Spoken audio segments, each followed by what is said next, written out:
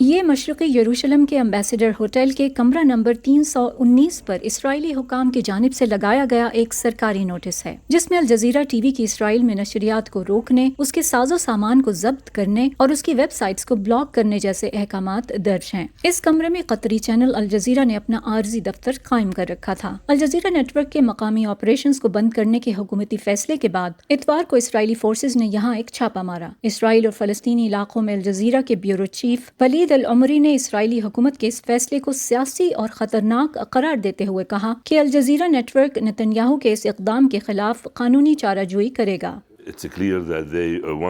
یہ واضح ہے کہ وہ کسی کو بھی یہ جاننے سے روکنا چاہتے ہیں کہ اس جنگ کے دوران غزہ، اسرائیل کے اندر اور مغربی کنارے میں کیا کچھ ہو رہا ہے۔ اس سے پہلے اتوار کو اسرائیلی وزیر اعظم بنیامن نتنیاہو کی کابینہ نے غزہ میں جنگ کے جاری رہنے تک الجزیرہ کی نشریات کو بند کرنے کا مشترکہ فیصلہ کیا تھا۔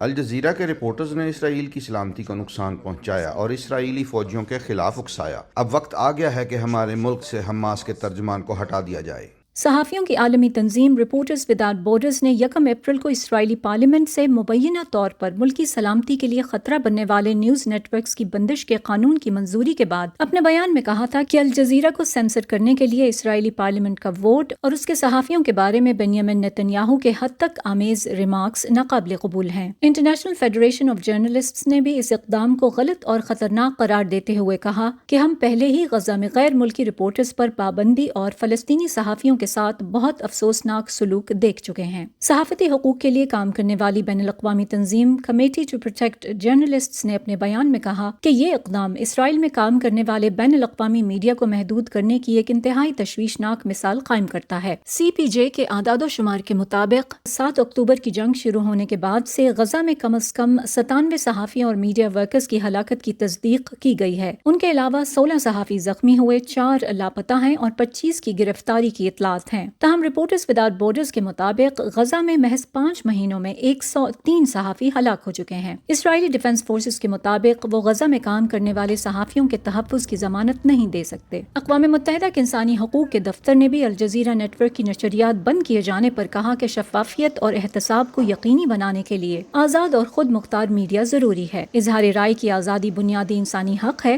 ہم اسرائیلی حکومت سے پابندی ختم کرنے کا مطالبہ کرتے ہیں۔ اسرائیل کا دعویٰ رہا ہے کہ وہ صحافیوں کو نشانہ نہیں بناتا اور نہ ہی ملک میں الجزیرہ چینل کی بندش کے حکم نامے میں غزہ کی کوریج کا کوئی حوالہ دیا گیا۔ رپورٹرز وداؤٹ بارڈرز کے مطابق اسرائیل خطے کے ان ممالک میں شامل ہے جہاں صحافیوں کو سب سے زیادہ قید کیا جاتا ہے۔ غزہ میں غیر ملکی صحافیوں کے داخلے پر پابندی ہے۔ الجزیرہ کا محدود عملہ غزہ سے رپورٹنگ کر رہا تھا، جن کا کام بھی روک دیا گیا ہے۔ فائزہ بخاری، وائس آف امریکہ، واشنگٹن۔